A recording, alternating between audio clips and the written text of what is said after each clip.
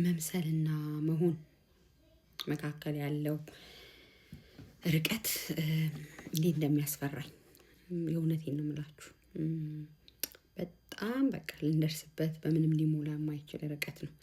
ብዙ መምሰል ቀላል ነው። በጣም ብዙ መምሰል፣ የፍቅር ሰው መምሰል፣ እግዚአብሔር የሚወድ ሰው መምሰል፣ ወንድሙን የሚወድ ሰው መምሰል፣ ጥሩ ሰው መምሰል፣ መልካም ሰው መምሰል፣ የጸሎት ሰው መምሰል፣ መንፈሳዊ ሰው መምሰል፣ ሩሩ መምሰል፣ ጎበዝ እናት መምሰል፣ ጎበዝ ሰው መምሰል ዋቴቨር የምትፈልጉትን ነገር መምሰል በጣም በጣም በጣም ቀላል ነው። በተለይ በዚህ ዘመን በጣም ቀላል ነው። ራሴንም ጨምሬ ብዙ መመስላቸው ነገሮች አሉ።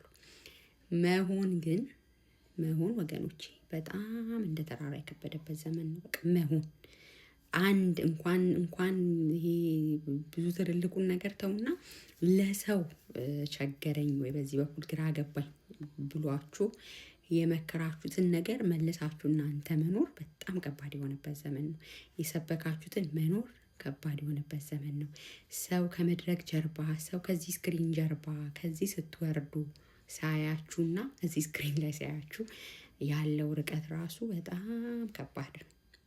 ራሴንም ጨምሬ ነው የምለው፣ ማንንም ሰው አይደለም እያልኩ ያለሁት። ይሄ ለራሴ ሁልጊዜም ልቤን የሚያስደነግጠኝ ነው። ሁልጊዜ ለመምሰል አንድን ነገር ያለኝ ፍጥነትና ለመሆን የምዘገየው መዘግየት ወይም ከናካቴው ማልሆነው ነገር ብዛቱን ሳይ ጌታ ሆይ እላለሁ። ምክንያቱም በመምሰል ሰዎችን ልናታለል እንችላለን። ለሰዎችን ራሱ በጣም ለጥቂት ጊዜ፣ እግዚአብሔርን ግን ለምንም ጊዜ አናታልለው።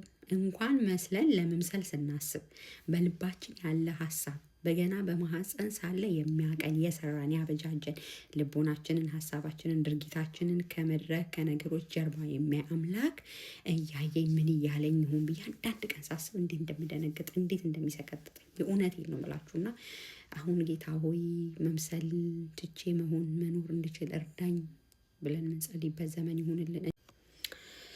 እንቀጥል። እግዚአብሔር ይርዳን። ምዕራፍ 27 ላይ እንገኛለን። ዘጸአት ርዝመቱም 5 ክንድ ወርዱም 5 ክንድ መሰዊያውም ከግራር እንጨት አድርግ፣ 4 ማዕዘንም ይሁን፣ ከፍታውም 3 ክንድ ይሁን። በአራቱም ማዕዘን ቀንዶችን ታደርጋለህ። ቀንዶቹም ከእርሱ ጋር በአንድ የተሰሩ ይሁኑ። በናሱም ለብጠው አመድ የሚሆኑባቸው እንጨቶች መስሪያዎችን፣ ድስቶችን፣ ሜንጦችን፣ ማንጀዶችን አድርግ። ዕቃውንም ሁሉ ከነሐስ አድርግ።